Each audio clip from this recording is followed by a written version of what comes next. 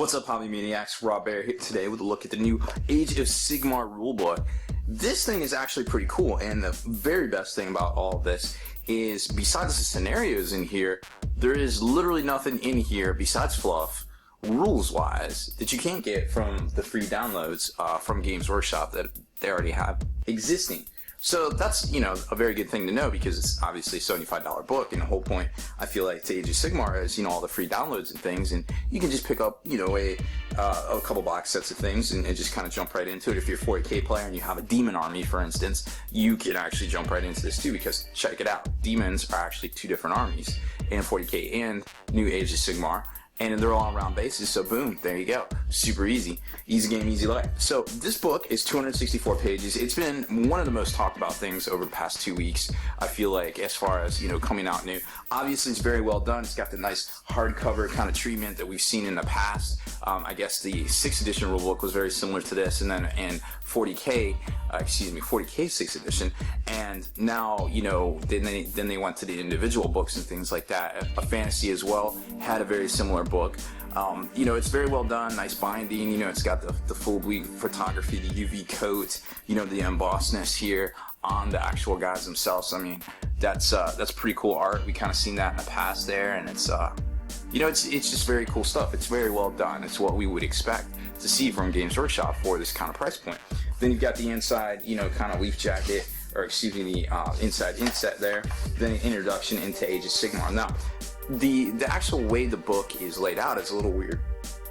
I was noticing it's got a lot of contents, and obviously Legends of War section. These are all the war scrolls in the back that you can get from Games Workshop. So 232 to 263, it's roughly 30-ish pages of stuff that you can still get for free for the most part. I mean, even some of these war hosts right here. I'm not sure about the Heroes of the Host.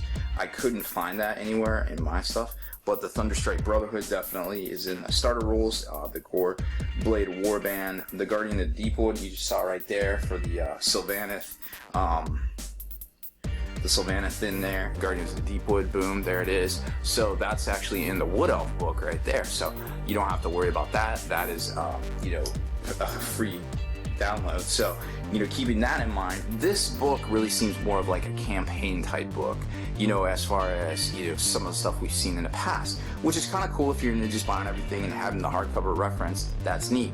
If you're not into that, you don't really need this. You might need some of the stuff in here for some of the narrative campaigns, but that's really what it seems like you're buying this book for. So just to kind of go over, the Storm Breaks is basically kind of, just kind of like, here, I'll just show you.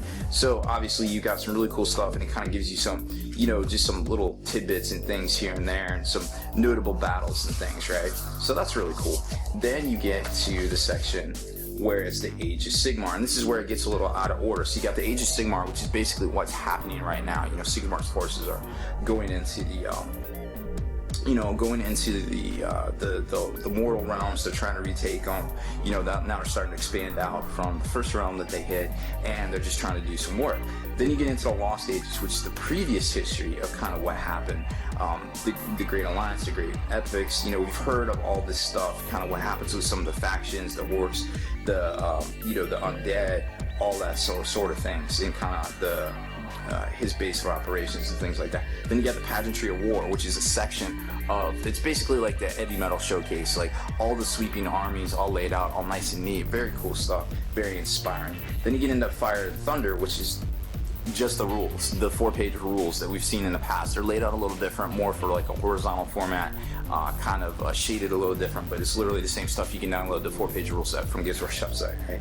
So then you got The Storm is Coming. So basically kind of the introduction into what's happening currently in the campaign. Like, they've established their beachhead, they're pushing out into some of the other realms, or some of the other parts, of that realm. And then you get these, which are, they kind of show you an overview of the map, and then kind of give you an idea of individual battles, and then they give you the scenario for the battle itself. So that's really neat. And then, like I said, you get into the war scrolls here. So obviously everybody's wondering what's in here and all the cool layouts. So let's just kind of go over a few things here and there. Now you've got the Warrior Chamber, basically how the Sigmarines are laid out. You got these really cool looking graphics and things in here that's, very amazing stuff. I like this particular one. It reminds me of the old back of the Gen 1 Transformers toys. You know, I kind of get that feel there. Then you've got, you know, the normal layout and things we've seen already. There's a lot of stuff reused, but it is a 264-page book, so you can't, you know, be so butthurt about that. I mean, there's a lot of content in here that we haven't seen before.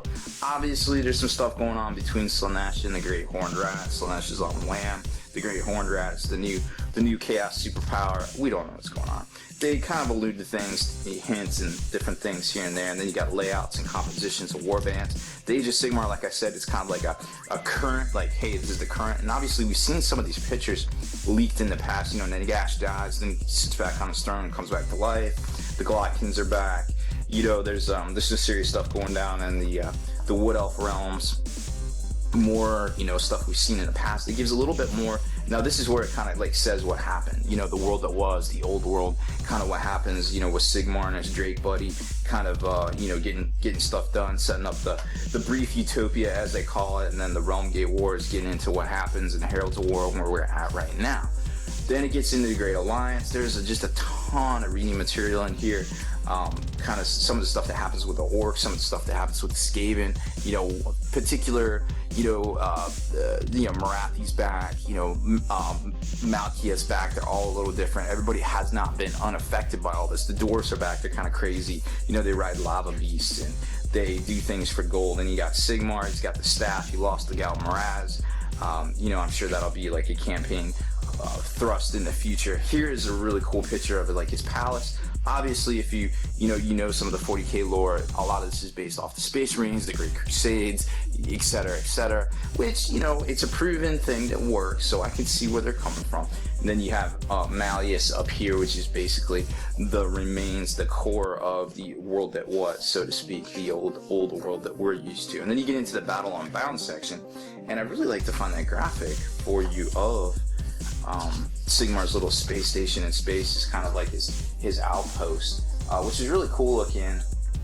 Here's a picture of the dwarfs here riding the lava beasts, you know, all sorts of crazy stuff. I don't exactly know where that picture is. I haven't read through the whole book because obviously there's a lot of material here. Here it is, but kind of flip through it. So there's the core of the old world that we're all used to in the fantasy world, and he kind of builds his little space station around it, and he's got his realm here where he chillaxes, and he got his buddy the Drake chilling over there. I'm sure it's just a representation. You know, they forge all this metal and make all their Sigmarite armor and things like that. So it's cool. You know, they're establishing some fluff. It's pretty neat. This is their Mars. Get it? Red planet. See what I did there?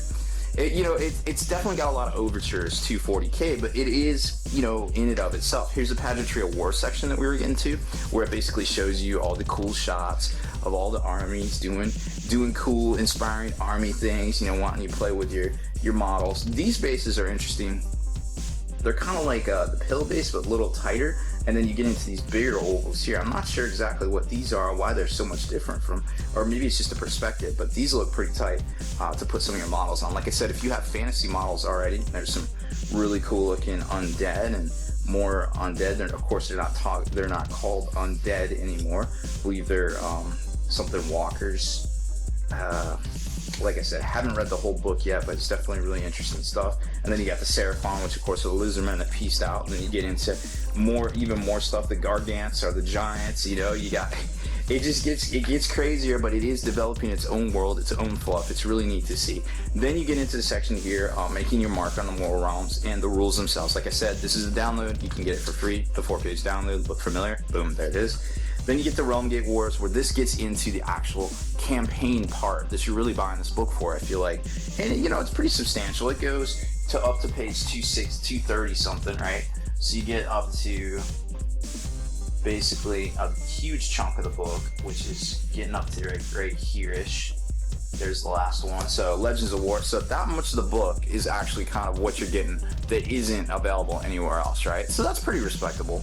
I mean, that could be its own, you know, what is this, 130? Yeah, it's basically like a codex size chunk, but they kind of, you know, mash it up with new fluff so that you basically have your equivalent of the End Times books here, then your new campaign codex kind of thing here, and your 30 pages of rules, which are obviously available free already from the downloads that we talked about. So let's take a closer look at one of these realms. You know, we'll get into, probably cover this in a separate video sometime next week, just to show you some stuff. So it opens up, gives you the background, the fluff, the reading material, so to speak. Then you get the shiny map to kind of where they teleport, drop pod in, whatever you want to call it, deep strike, lightning bolt in.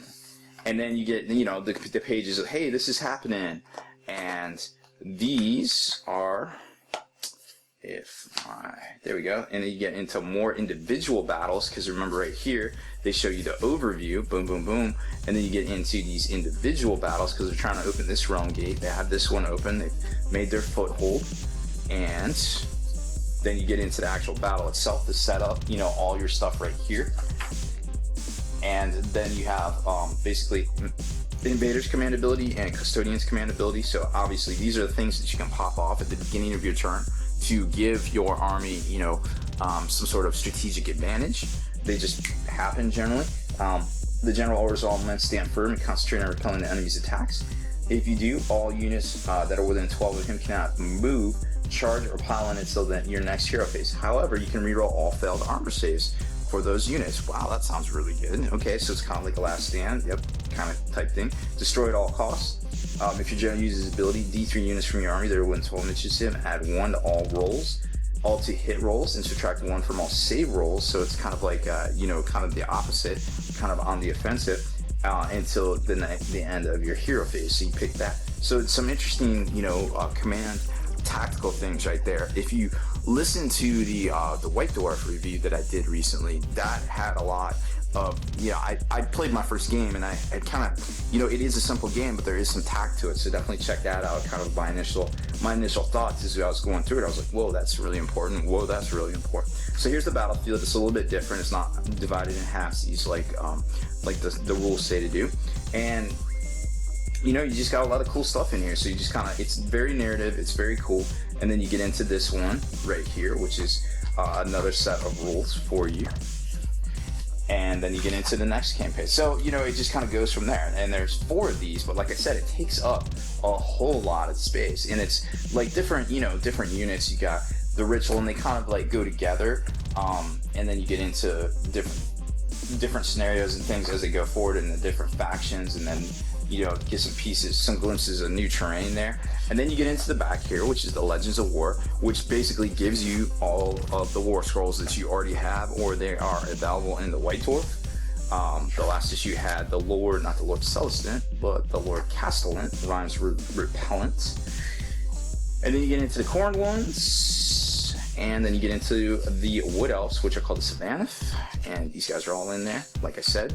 All of this, the only one I'm not sure of where this particular one is here, this might be the only thing in here that isn't already been publicated somewhere else. I found this, cannot find this one, so Heroes of the Lost, Heroes of the Host are right there for you guys. So that's pretty much it. Once you get to the back, super easy, done, and a great shot of that new terrain right there. We don't know exactly what it is, but it definitely looks cool.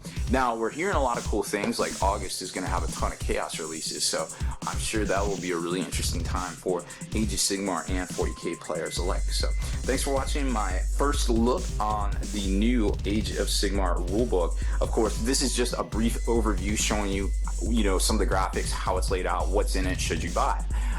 Then I start to get into some of the rules, and I'll go over the campaign section, but that's basically like a codex worth of material, you know, or an army book, comparing it to fantasy, worth of material. So this video will be that, and there'll be the other one at some point next week, going over that. So I don't show you every page, I don't show you everything in here. This is just a brief overview for you guys to check out and decide if you want to spend the $75 or whatever dollars on it. So hopefully you enjoyed that one. Make sure you stay in the trenches, subscribe to this YouTube channel, check out the blog, spikybitsblog.com, and head on over to thelongwar.net. That's the home of the battle ports for exclusive content and early access videos. Become a veteran of the Long War today.